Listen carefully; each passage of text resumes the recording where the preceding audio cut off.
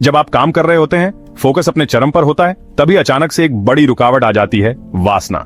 हाँ, आप जानते हैं कि मैं किस बारे में बात कर रहा हूं। आपने यह जरूर महसूस किया होगा। आप इंस्टाग्राम या किसी और ऐप पर स्क्रॉल कर रहे होते हैं और अचानक आपके दिमाग में एक जाल बुन जाता है।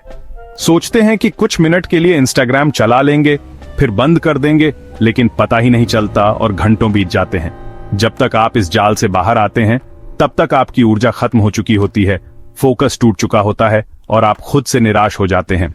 अगर यह आपके साथ भी होता है तो ध्यान से पढ़ें, क्योंकि मैं आपको बताने वाला हूं कि वासना को खत्म करना जितना आप सोचते हैं उससे कहीं ज्यादा आसान है। और नहीं, इसके लिए आपको किसी मठ में जाकर रहना नहीं पड़ेगा। आपसे एक सवाल है, आपका अभी का सबसे बड़ा लक्ष्य क्या है? क्या यह आपका बिजनेस बढ़ाना है, अपनी स्किल्स को नई ऊंचाई पर ले जाना है, या शायद उस साइड हसल को शुरू करना है जो आपको 9 से 5 की जॉब से आजाद कर सके? जो भी हो, एक बात पक्की है, अगर आप खुद को बेहतर बनाने और अपने काम में सफल होने के लिए सच में गंभीर हैं, तो आपको पूरी तरह से ध्यान, ऊर्जा और साफ सोच की जरूरत है। वासना एक मानसिक परजीवी की तरह है। यह आपकी फोकस और ऊर्जा को चूस लेती है। लेकिन चिंता मत कीजिए, आज मैं आपको इसे मात देने के लिए जरूरी उपाय दूंगा।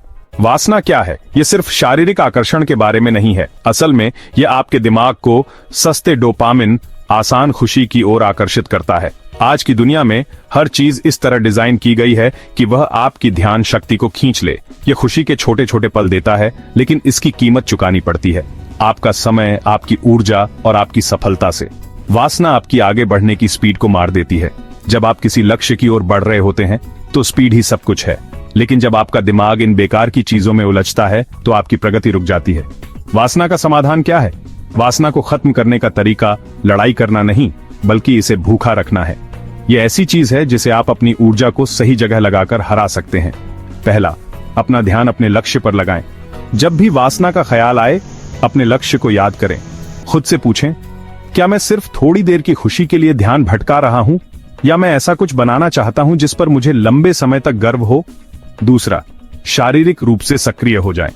वासना अक्सर तब हावी होती है जब आप बोर या निष्क्रिय होते हैं।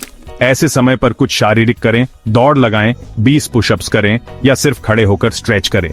यह आपकी मानसिक स्थिति को फिर से फोकस में ला देगा। तीसरा, कुछ नया बनाएं। जब भी वासना का ख्याल आए, उस ऊर्जा का इस्तेमाल कुछ बनाने में करें। अपने बिजनेस आइडियाज पर काम करें, किसी प्रोजेक्ट को पूरा करें या नए विचारों को लिखें। जो संतुष्टि आपको क्रिएशन से मिलेगी, वह सस्ते खुशियों से कहीं ज्यादा फायदेमंद होगी। नतीजा, वासना आपकी मालिक नहीं है।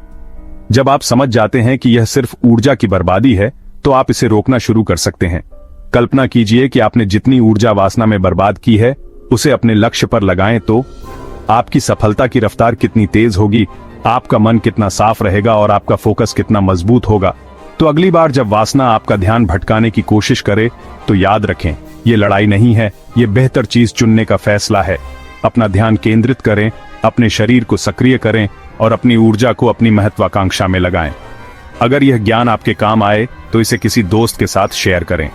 ध्यान रखें, इस जंग में आप अकेले नहीं हैं। फोकस बनाए रखें, डिस्ट्रैक्शंस को खत्म करें और अपने लक्ष्य की ओर मजबूती से बढ़ें।